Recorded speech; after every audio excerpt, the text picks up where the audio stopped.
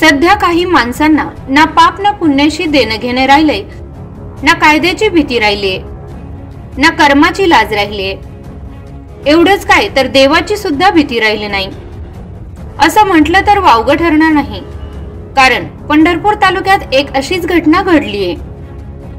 संत बाळूमामाची पालखी पंढरपूर तालुक्यातील एका गावात मुक्कामी असताना एकाने या पालखीतील 80,000 रुपये किमतीच्या चांदीच्या पादुका चोरून नेल्याची धक्कादायक घटना घडली होती.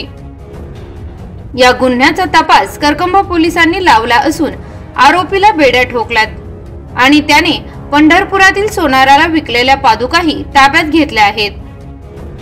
सखोल बातमी बघा काही सेकंदाच्या जाहिरातीनंतर.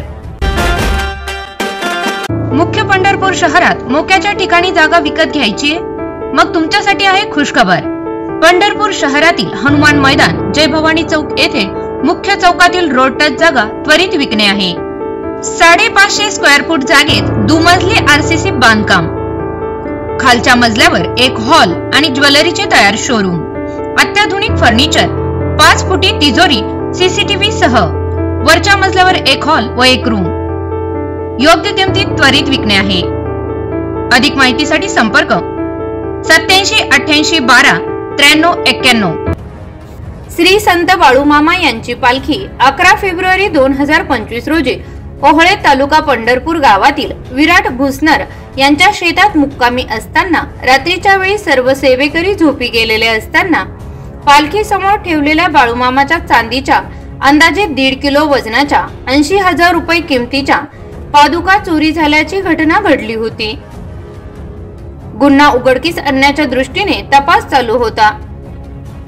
या प्रकरणी संशयित आरोपी बालाजी खेला खरात वय वर्ष 29 राहणार खरातवाडी तालुका पंढरपूर यास करकंबा पोलिसांनी ताब्यात घेऊन त्याच्याकडे चौकशी केली असता आरोपीने गुन्ह्याची कबुली दिली. पोलिसांनी आरोपी बालाजी खरात यास अटक करून पंढरपूर येथील सोनाराकडून सदरच्या पादुका हस्तगत करून जप्त केल्या आहेत.